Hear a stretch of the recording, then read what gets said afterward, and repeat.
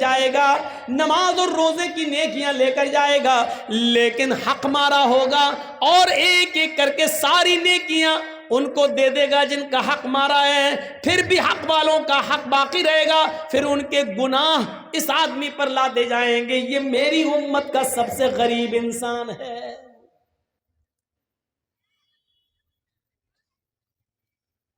تصور کیجیے, ایک ای رکشہ چلانے والا آدمی, ای رکشہ جس کو آپ لوگ کیا بولتے ہیں, ٹوٹو, محنت کرتا ہے اور محنت کر کے اس نے دن بھر ٹوٹو چلایا اور اس نے 490 روپے کمائے. ایک مثال پر غور کیجیے گا, اس نے 490 روپے کمائے. اب مارکیٹ میں گیا, کل عید ہے, اب کپڑا خریدوں گا اور سلاؤں گا تو ٹائم لگے گا. آج چاند ہو گیا, کل عید ہے, چلو ریڈی میڈ پنجابی خرید لیتا ہوں. کلیا چک کے مارکیٹ میں گیا اور ایک ریڈی میڈ پنجابی خریدتا ہے. اس پنجابی کی قیمت ہے 500 روپے. اس کے پاس پیسے ہیں 490 روپے, لیکن اس کو 10 روپے کہیں مل گئے. کسی آدمی کے گر گئے تھے, اس نے اٹھا لیا اور جانتا ہے کہ فلاں آدمی کا روپیہ گرا ہے, لیکن بتایا نہیں. زمین پر گری ہوئی چیز کے بھی آپ مالک نہیں ہیں, اتنا یاد رکھیے گا. اگر زمین پر گری ہوئی کوئی چیز آپ کو دکھ جائے تو شریعت کا مسئلہ یہ ہے کہ دیکھ لیا, گزر جاؤ, اٹھانا نہیں. اور اگر اٹھا لیا تو اب آپ کی ذمہ داری ہے کہ 1 سال تک اس چیز کا آپ اعلان کریں گے, اناؤنسمنٹ کریں گے کہ اگر کسی کی کوئی چیز گر گئی ہے تو وہ ہم سے رابطہ قائم کرے. کتنے دنوں تک؟ 1 سال تک.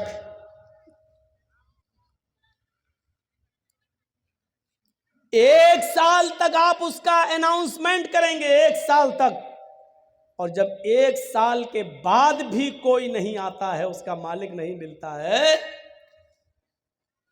تب آپ اس کا 5واں حصہ صدقہ اور خیرات کر کے بقیہ چیز آپ اپنے لیے استعمال کر سکتے ہیں. یعنی 100 روپے ملے ہیں آپ کو تو پہلے 1 سال تک اس کا اناؤنسمنٹ کرو, بچے گا کیا؟ اور 1 سال تک جب 100 روپے کا مالک آپ کو نہ ملے تو پھر اس میں 5واں حصہ یعنی 20 روپے صدقہ و خیرات غریب کو دو, اور اس کے بعد 80 روپے آپ استعمال کر سکتے ہو. وہ بھی کب؟ اور یہ استعمال کرنے کی اجازت آپ کو وہ بھی اس کنڈیشن میں مل رہی ہے کیونکہ آپ نے 1 سال محنت کی ہے. یعنی یہ 80 روپے بھی آپ کے لیے تب حلال ہو رہے ہیں جب آپ 1 سال محنت کرنے کے بعد اس کے مالک تک نہیں پہنچا پائے یا اس کا مالک نہیں ملا. تب 10 روپے آپ کو مل گئے لیکن آپ نے اس کو بتایا نہیں, جس کا گرا چپکے سے آپ نے اٹھایا, اور 490 روپے میں 10 روپے ملا کر 500 روپے کا پنجابی آپ نے خرید لیا. 490 روپے حلال کے ہیں جو آپ نے رکشہ چلا کر محنت کر کے کمایا, لیکن 10 روپے آپ نے اس میں حرام کے ملا دیے, پنجابی آپ نے خرید لیا.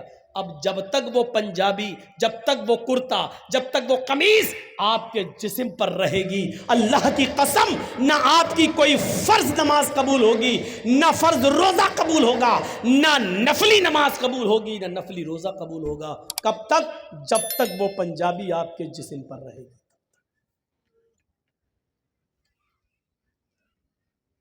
اب سوچئے گا 490 حلال کے ہیں, 10 ہی اس میں ملائے تھے ہم نے, تو وہ قمیض ہمارے لیے حرام ہو گئی. اور کلیا چک کے چوراہے پر, چورنگی پر کھڑے ہو کر جو لاٹری کے ٹکٹ بکتے ہیں وہ ایک ٹکٹ خرید لیجیے اور اچانک دھول میں لاٹھی لگ جائے اور 1 لاکھ 2 لاکھ 5 لاکھ 10 لاکھ روپے آپ کو مل جائیں، جب 490 حلال کے روپے میں 10 روپے ملا رہے ہیں تو سب حرام، تو 1 لاکھ 2 لاکھ روپے پیور سود کے جو آپ کو مل رہے ہیں بغیر محنت کے، وہ آپ کے لیے حلال کہاں سے ہو گئے؟ اور ایک معاملے میں آپ کا سلطان گنج بھی بدنام ہے، کلیا چک بھی بدنام ہے، معظم پور بھی بدنام ہے، لکھی پور بھی بدنام ہے، اور اس علاقے کے اکثر گاؤں بدنام ہے، چاہے وہ بشٹم نگر ہو یا 16 مائل، سب بدنام ہے۔ کیا ہے؟ آئی پی ایل میں سٹا لگانا، اور ابھی شروع ہونے والے ہیں آئی پی ایل میچ، ایک ایک بال پہ سٹا لگتا ہے، ایک ایک بال پر، یہ اتنے وکٹ لے لے گا، نہیں لیا تو اتنا میرا، لے لیا تو اتنا تیرا، یہ ٹیم جیتے گی، ایک ایک بال پر سٹا لگتا ہے کہ دوسرے نمبر پر بال جو جائے گی اس میں چھکا لگے گا، اس میں چوہ لگے گا۔ یہ ہمارے اندر یہ چیزیں آ کہاں سے گئیں؟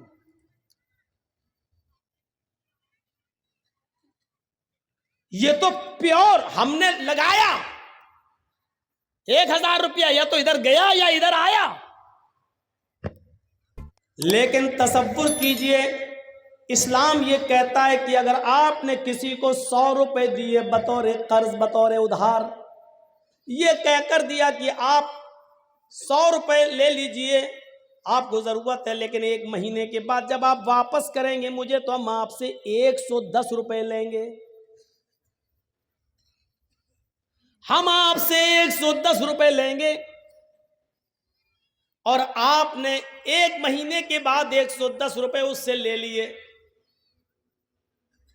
تو جانتے ہو یہ 10 روپے آپ کے پاس جو آئے ہیں، اور آپ نے جو 10 روپے 1 مہینے کے بعد زیادہ لے لیا، آپ تو سٹے میں 1000 2000 5000 10,000 لگاتے ہو آئی پی ایل کے، یہاں تو آپ نے کسی کی مدد کی ہے اور اس مدد کے ذریعے اس نے 100 روپے میں کمایا اور 1 مہینے کے بعد 110 دے دیا، وہ 10 روپے جو آپ کے پاس زیادہ آ رہے ہیں، اس 10 روپے کے بارے میں اللہ کے نبی کیا فرماتے ہیں؟ سنیے، ابن ماجہ کی روایت ہے، درہم ربا یاکلہ الرجل وہو یعلم، سود کا اور بیاج کا 1 درہم کھانا، ہم تو 10 روپے زیادہ بتا دیے، 1 روپیہ بھی سود اور بیاج کا کھانا، اب صحیح آیا میں، آئی پی ایل کا سٹا لگانے والوں غور سے سننا،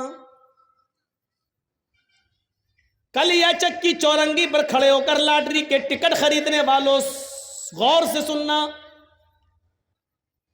بینکوں میں لاکھوں روپے جمع کرنے کے بعد سیونگ اکاؤنٹ میں سود بڑھ جاتا ہے، اور سیونگ اکاؤنٹ سے سود لے کر کھانے والوں غور سے سننا، سودی کاروبار کرنا، سود پر روپیہ دینا، اور ہر مہینے 10% 5% اس سے سود وصول کرنا، اگر ہم لوگ ایسا کر رہے ہیں تو یہ لوگ بھی سنیں، اللہ کے نبی صلی اللہ علیہ وسلم فرماتے ہیں کہ یاکلہ درہم ربا یاکلہ الرجل وہو یعلم،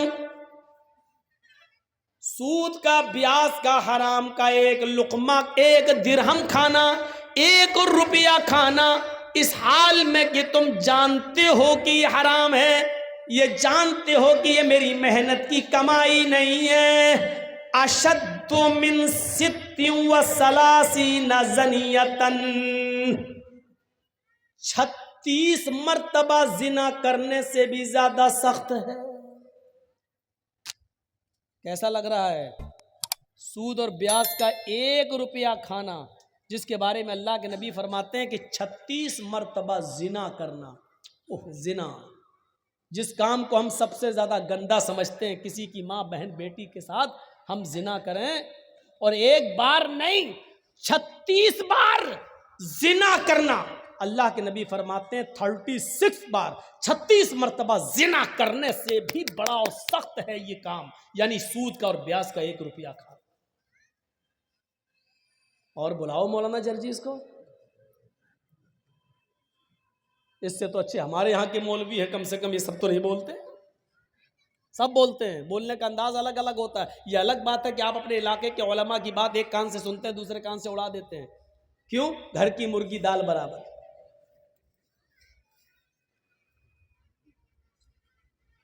ستی و سلاسین زنیتن، 36 بار روح کانپ جائے گی. روح کہاں ہیں ہم؟ ایک حدیث کے اندر تو یہاں تک اللہ کے نبی صلی اللہ علیہ وسلم نے فرمایا الربا اثنان و سبعون بابن، ایسرها ان ينكح الرجل امہ، سود کے، بیاج کے، حرام مال کھانے کے 72 دروازے ہیں. اسنان 2، 70، 70 اور 2 کتنے ہو گئے؟ 72. اللہ کے نبی کیا کہتے ہیں؟ اور ربا اسنان و سبعون بابن، سود کے اور بیاج کھانے کے 72 گیٹ ہیں، 72 دروازے ہیں، 72 گیٹس. There are 72 gates، 72 دروازے ہیں سود اور بیاج کے. اس میں سب سے چھوٹا اور ہلکا دروازہ بتا رہے ہیں اللہ کے نبی 71، اور اس سے بڑے بڑے ہیں. لیکن سب سے ہلکا دروازہ کیا ہے؟ سب سے ہلکا گیٹ کیا ہے؟ سب سے قریب کا دروازہ کیا ہے؟ ایسرها ان ينكح الرجل امہ، سب سے قریب دروازہ سود اور بیاج کا 72 دروازوں میں یہ ہے کہ ایک آدمی اپنی سگی ماں کے ساتھ نکاح کر لے. سگی ماں کے ساتھ نکاح ہو جائے گا. مولانا جرجیس صاحب ایک لڑکے کا نکاح پڑھا رہے ہیں، لڑکا اپنی ماں کے ساتھ نکاح کر رہا ہے. جرجیس صاحب 1,00,000 مرتبہ بھی پڑھیں یا ایھا الذین آمنوا اتقوا اللہ حق تقاتہ ولا تموتن الا وانتم مسلمون، یا ایھا الناس اتقوا ربکم الذی خلقکم من نفس واحدہ وخلق منها زوجها وبث منہما رجالا کثیرا ونساء. 1,00,000 مرتبہ بھی قرآن کی آیتیں پڑھ جائیں لیکن اس کے باوجود وہ نکاح نہیں ہوگا، کیونکہ ماں لڑکے پر حلال نہیں ہو سکتی ہے. اب وہ سوچ رہا ہے کہ میرا نکاح ہو گیا، اور رات میں وہ اپنی ماں کے ساتھ ہم بستری کرتا ہے، ملتا ہے، یہ سوچ کر کہ میرا تو نکاح ہوا ماں کے ساتھ. تو کیا نکاح اور نکاح کے کلمات پڑھنے کے باوجود، یہ قرآن کی آیتیں پڑھنے کے باوجود کیا اس کی ماں اس کے لیے جائز ہو جائے گی؟ نہیں. اگر وہ ہم بستری کرتا ہے تو یہ زنا ہی مانا جائے گا اور حرام کاری مانی جائے گی. تو اللہ کے نبی کہتے ہیں کہ 1,00,000 بار قرآن پڑھ کر نکاح پڑھا دینے کے باوجود ماں حرام ہی رہے گی. ایسرها ان ينكح الرجل امہ، کہ ماں کے ساتھ کوئی آدمی نکاح کرے لیکن وہ نکاح کے باوجود بھی حرام کاری کرتا ہے. اسی طریقے سے سود اور بیاج کے مال پر چاہے کتنی دعائیں پڑھ کے کھاؤ بسم اللہ، تو بسم اللہ کہنے سے حلال نہیں ہو جائے گا. سود اور بیاج بالکل سور کے گوشت کی طرح ہوتا ہے. آپ لاکھ کہیے بسم اللہ اللہ اکبر، لیکن سور حلال نہیں ہوگا، کتا حلال نہیں ہوگا. سود اور بیاج کی رقم پر کتنے ہی دعائیں پڑھ ڈالو، حلال نہیں ہوگا. ماں کے ساتھ نکاح کرتے وقت کتنی آیتیں پڑھ ڈالو، لیکن ماں لڑکے پر حلال نہیں ہوگی. اتنی کلیئر بات ہوگی.